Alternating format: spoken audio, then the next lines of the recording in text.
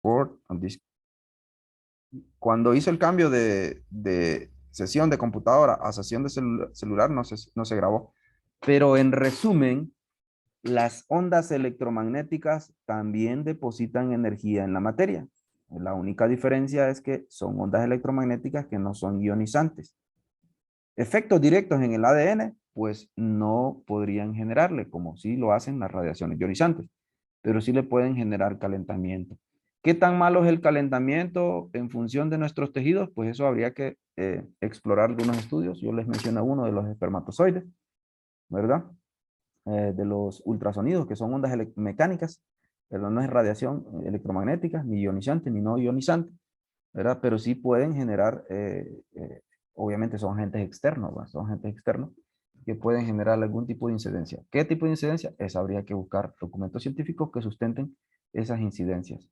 Hasta acá tenemos alguna duda o consulta. Mire cómo, probablemente nosotros ya tenemos diseñado un curso de resonancia magnética y uno de tomografía, ¿verdad? Seguramente les puede interesar la imagen en T1, porque se mira blanca, blanca, digámoslo así entre comillas, ¿verdad? Pero en realidad en tomografía computarizada hablamos de densidades, entonces hablamos de hiperdensidades, hipodensidades o isodensidades.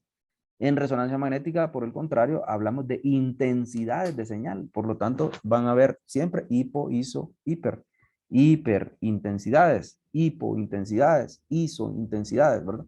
Y pues, oh, caramba, son una de las modalidades que involucran un grado de interesantes, por así decirlo. O sea, son bastante interesantes, ¿verdad? De conocer cómo se generan las imágenes y también la parte de cómo es el proceso de adquisición, precisamente. Por acá tenemos alguna duda o consulta después de mm, no paréntesis, pero sí fue un bracket, digamos, un bracket grandísimo que tuvimos. Pero espero que hayan, que haya sido de su provecho, siempre dentro del aspecto de las radiaciones en general. Dudas, consultas, 2468. Muchachos, dudas, consultas, Angélica, Denia, Illich, Valeria, Williams, Gabriel, Alejandra, Xiomara Vallecido. Ninguna, todo claro. Todo claro. Y siéntanse siempre con mucho gusto por el chat o por donde yo siempre estoy aquí atento con el chat, ¿verdad? Y si son preguntas individuales, las respondemos individuales y si consideramos que las deben ser todos igual, ¿verdad? Igual. Bien, para comprender cómo interactúan los rayos X con la materia, tenemos que saber cómo es la materia, ¿verdad? Cómo es el aspecto de qué es materia, ¿verdad? De qué es materia y cuáles son los elementos que la conforman, ¿verdad? Anteriormente habíamos definido que los átomos son como los ladrillitos que se pueden diferenciar de un material a otro. Por ejemplo, usted puede diferenciar el átomo de oro del átomo de plata. Y pues les hemos dado un valor mayor, ¿verdad? Los de oro, tengo entendido, que los de plata. Aunque hay también otros materiales últimamente que se están moviendo muy fundamentales, sobre todo porque tienen que ver con la tecnología. El silicio. El silicio es hecho de la arena.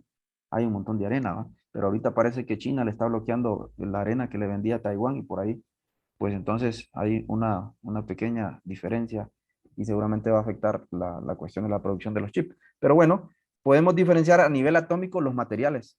Sin embargo, sabemos que el átomo también, el protón, el electrón y el neutrón, se pueden dividir en más pequeñas partes. Pero esas pequeñas partes ya no se pueden diferenciar si vienen de un electrón o de un protón o de un neutrón. Es decir, pues en conclusión, el ladrillito mínimo que se puede diferenciar de un material al otro son los átomos, ¿sí? Entonces, tenemos que ver la parte de evolución de los modelos atómicos para llegar a concluir cómo está la materia de los objetos, de los pacientes a los cuales vamos a hacer imágenes radiográficas o radiológicas y comprender cómo hacer el proceso de generación de esas imágenes.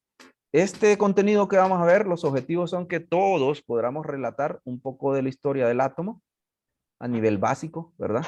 Identificar las estructuras del átomo, describir las capas electrónicas y la inestabilidad dentro de la estructura anatómica, que son esos átomos que son radioactivos, comentar la radioactividad, explicar las diferencias entre las dos formas de radiación ionizante. Hay dos formas de radiación ionizante, fíjense interesantemente. La radiación que hemos visto, la electromagnética, que es invisible, ¿sí? la radiación electromagnética ionizante, ¿verdad? Claro está, ionizante. Y la de partículas, ¿sí? También pueden haber partículas que puedan ionizar, ¿sí? Ya la vamos a ver la diferencia. Entonces, precisamente comenzamos con este slide, ¿verdad? Que nos da una dimensión del tamaño de los objetos. Vean ustedes cómo podemos tener objetos grandísimos. La galaxia, ¿verdad? Que anda por el orden de 10 a la 20 metros, ¿verdad? Un año luz es una distancia que anda entre 10 a la 17, 10 a la 18 metros, cantidades inmensamente grandes. El planeta Tierra que tiene la dimensión de 10 a la 6 metros. Un campo de fútbol que tiene dimensiones de 10 a la 2 metros. El ser humano, ¿verdad? 10 a la 0, ¿verdad? Anda en ese margen, ¿verdad? 1.5 metros, 2 metros. El glóbulo rojo que anda alrededor de esas dimensiones que podemos apreciar aquí, entre esas, ¿verdad? Entre 10 a la menos 6 y 10 a la menos 4. La longitud de onda de la luz visible que nosotros podemos ver, ¿verdad? Anda alrededor de 400 a 700 nanómetros la longitud de onda. Y en este caso el tamaño anda alrededor de 10 a la menos 10. La longitud de onda de una de rayos X anda alrededor de también 10 a la menos 11 por ahí. Y lo que es el núcleo atómico ya anda alrededor de 10 a la menos 15. Interesantemente, todos esos son tamaños y dimensiones de cuestiones que nosotros conocemos y que por ahí nos dan una idea de qué objetos tan pequeños o qué objetos tan grandes, increíblemente, ¿verdad? Vamos desde lo infinitesimal, muy pequeño, hasta lo infinito, que puede ser un número muy grande, ¿verdad? Entonces, el estímulo que nosotros recibimos como luz visible y que interpretamos en nuestro cerebro como un color, no es nada más y nada menos que precisamente eso, un estímulo de energía que viene con una longitud de onda y viene con una frecuencia. A propósito, ya vamos a ver qué es longitud de onda y qué es frecuencia más precisamente con un dibujito. ¿Sí? El átomo en la antigüedad, por los griegos, esa es la primera referencia que tenemos de cómo o quiénes fueron los primeros que estudiaron esto o se presentaron esa idea de que estará constituida la materia. ¿Cuál será lo más pequeño que hay en la materia? Bueno, los griegos hace más de 2000 años. Ellos establecieron la primera idea que se refería a 4 sustancias, ¿verdad? Y que cada una de sustancias se agregaba en proporciones. ¿Cuáles eran esas 4 sustancias? Aire, tierra, agua y fuego. Y las 4 proporciones en las cuales podía estar esa sustancia en cualquier material podía ser frío, húmedo, seco, caliente. Y eso, según ellos, conformaba todos los materiales que existían en la naturaleza. Posteriormente, fíjense que ese modelo hasta duró un montón de tiempo, hasta el medioevo, después del medioevo, y fue hasta la época de un científico que se llamaba John Dalton, ¿verdad? Que presentó su idea ya en el siglo XIX sobre que los átomos, ¿verdad? Algunos átomos, decía él, que eran como estas bolitas que ven aquí. Algunas de esas bolitas, decía él, tenían un ganchito, otras bolitas tenían este loop que ven aquí, y pues eso permitía que los que tenían ganchitos se acoplaran con los que tenían el loop, y así generaban las estructuras más complejas de la materia, ¿verdad? Entonces fue una buena base científica, por así decirlo, ¿va? Para explicar lo que es el átomo. Ya admitimos al otro compañero que se había salido. Entonces, permítame un segundito.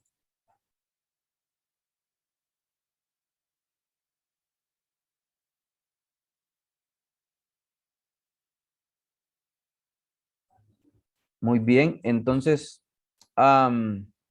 unos 50 años aproximadamente después del científico Dalton, ¿verdad? Vino otro señor que muy interesantemente, fíjense que encontró una correlación entre las masas atómicas de cada uno de los elementos, de cada uno de los materiales que se conocía, de hecho, el oro, la plata.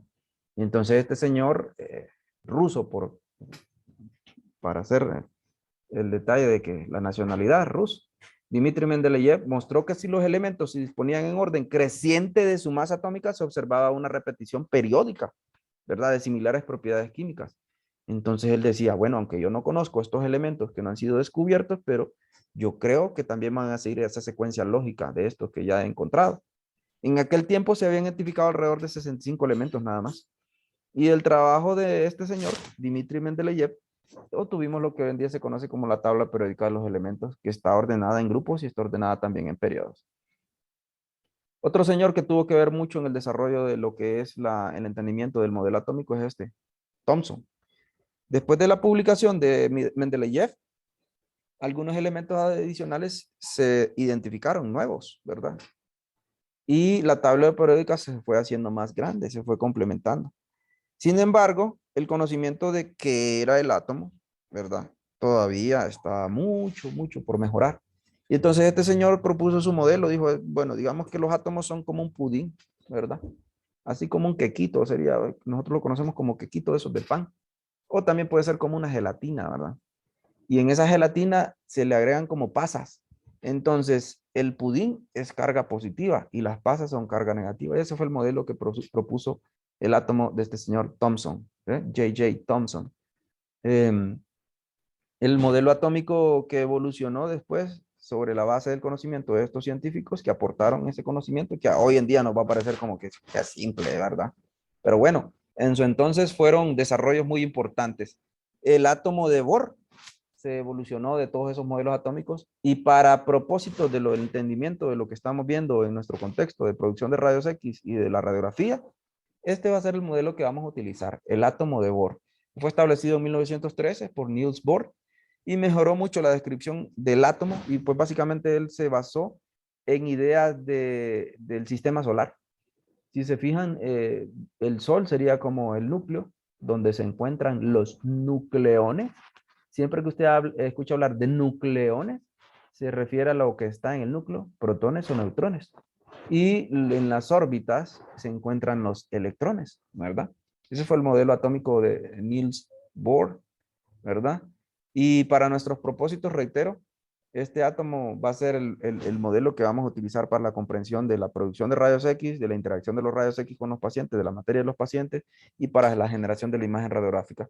Porque hoy en día existen modelos más complejos, ¿verdad? Por ejemplo, el átomo de cuantos electrodinámicos, que es el mejor desarrollado hasta el momento y que explica más detalladamente a los modelos atómicos o al átomo más precisamente. Y aquí tenemos la tabla periódica, ¿verdad? Algunos la recordarán de sus clases. Y como mencionábamos anteriormente, miren, está ordenada en grupos. ¿Eh? Esto horizontalmente va en grupos. 1, 2. Estos son los elementos de transición. 3, 4, 5, 6, 7, 8. Y en periodos, ¿verdad? Los periodos son verticalmente. Periodo 1, periodo 2, 3, 4, 5, 6, 7. Y vamos a tratar de enseñarles en este curso por qué, de dónde sale que un átomo esté en el periodo o en el grupo 8. En el grupo 8 y por qué está en el periodo 1, 2, 3, 4, 5, 6, 7. Y ya vamos a ver que eso tiene que ver con los orbitales y con cuántos electrones tienen esos orbitales. De ahí viene el grupo. Ah, está en el grupo tal porque en su última capa tiene tantos electrones. Ah, está en el periodo tal porque la última capa que tiene es la capa tal. Bueno, entonces ahí lo vamos a colocar. Y así fue que se ordenaron los elementos en la tabla. Pero ya lo vamos a ver un poquito más adelante, más precisamente.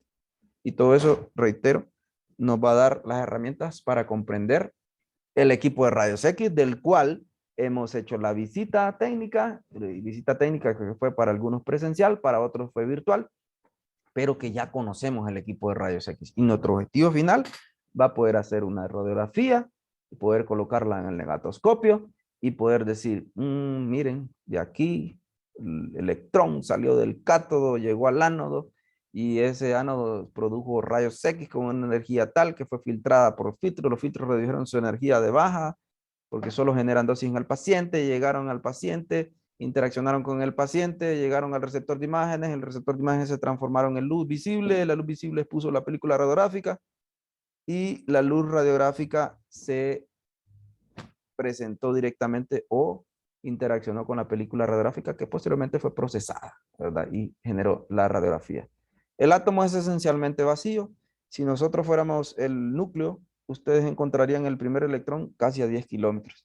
Esto es para que se den una idea de que precisamente el átomo es, como bien dice ahí, es esencialmente vacío. En su estado normal, ya lo hemos mencionado, el átomo es eléctricamente neutro, tiene el mismo número de protones que de electrones.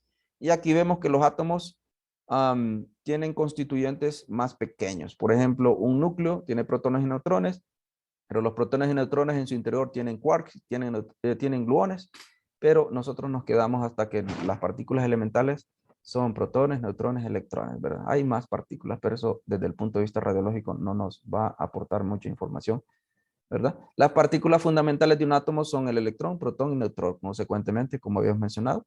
Aquí vemos las masas de cada uno de ellos. Observamos que la masa del protón y el neutrón casi son iguales.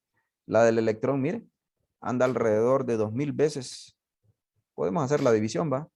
Si usted divide 1.673 por 10 a la 27 entre 9.109 por 10 a la menos 31, le va a dar aproximadamente el orden de unos 2000, 1800 por ahí. Es decir, pues que tanto el protón como el neutrón son 2000 veces con mayor con mayor masa que el electrón. ¿Sí? También tenemos nosotros dónde está. El electrón está en las capas, protón está en el núcleo, neutrón está también en el núcleo. Por eso se le llama nucleones. ¿Sí? Unidades de masa atómica. Esa es otra referencia de lo que es su masa. Número del electrón. La masa es despreciable, por eso se le pone 0 generalmente. El protón 1, el neutrón 1, si se fijan, son casi iguales, no son iguales. El neutrón es un poquito más masivo, ¿verdad? Que uno poquito, pero sería del orden de 10 a la menos, 10 a la menos 30. O sea, pero sí es un poquito más masivo el neutrón, la carga del electrón negativa, protón positivo, neutrón no tiene carga, símbolo negativo, electrón positivo, protón y 0 para el neutrón. Y aquí tenemos pues los átomos más sencillos que conocemos. El más sencillo que conocemos es el hidrógeno. De hecho, este átomo de hidrógeno es muy importante en el proceso de generación de la imagen por resonancia magnética. Nuestro cuerpo tiene alrededor de un 70-80% constituido de tejido blando y los tejidos blandos son agua, ¿verdad? H2O. Y el H2O es hidrógeno, 2 átomos por 1 de oxígeno, miren, hidrógeno. Y el hidrógeno solo tiene un protón y un electrón, miren. ¿Ve? Por eso observamos estos números que van de acuerdo a su número atómico, ¿sí? Y su número másico. 4,2 es el helio, miren, el helio tiene 4 nucleones, dentro de los cuales 2 son protones y 2 son neutrones, ¿sí? Por eso es 4. Este 4 de arriba se coloca de acuerdo al número de protones más el número de neutrones, correcto, 4. Y el de abajo se refiere al número de protones o número de electrones. ¿Por qué? Porque en un átomo eléctricamente neutro, esos dos valores son iguales. 2 en este caso. Observe, 2 protones, 2 electrones. De tal manera que el átomo es eléctricamente neutro. Y así consecuentemente. Miren, el número que tenemos aquí, este se le conoce como número másico, ¿sí? 7, ¿sí? Que tenemos aquí 2, 4, 5, 6, 7 nucleones, ¿verdad? Dentro de los cuales 3 son protones y correctamente tendremos también 3 electrones, ¿sí? Átomo eléctricamente neutro. Y uno de los átomos que están compuestos de una manera más compleja, por así decirlo, es el uranio, 238, mira. 238, aquí en el núcleo tiene 238 nucleones entre protones y neutrones. Y podemos inferir el número de protones, que es 92, puesto que aquí nos lo dan aquí. Y por lo tanto el número de electrones también, 92. ¿Sí? Si le restamos a 238, 92, nos va a dar el número de neutrones. ¿Sí?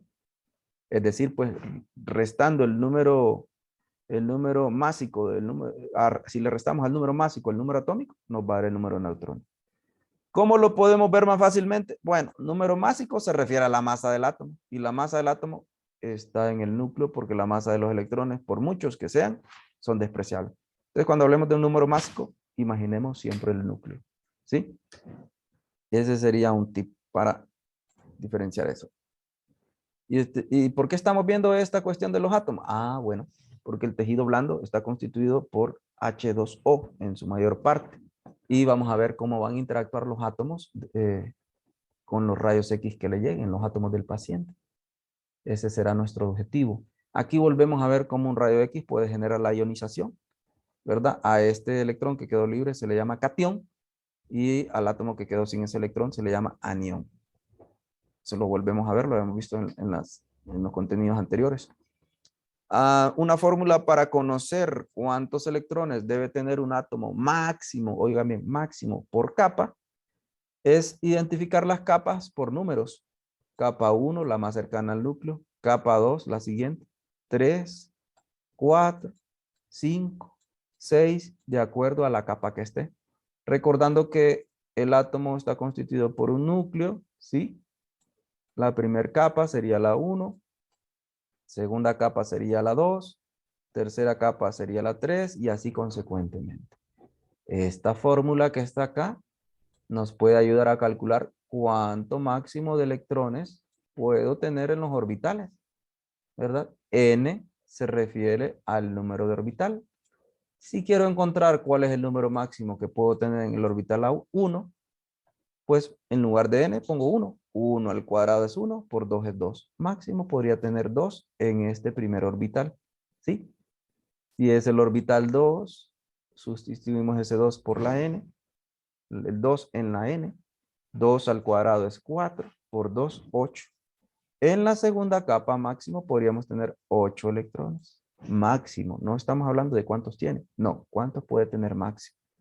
Hagamos la capa 6, entonces lo metemos en la fórmula.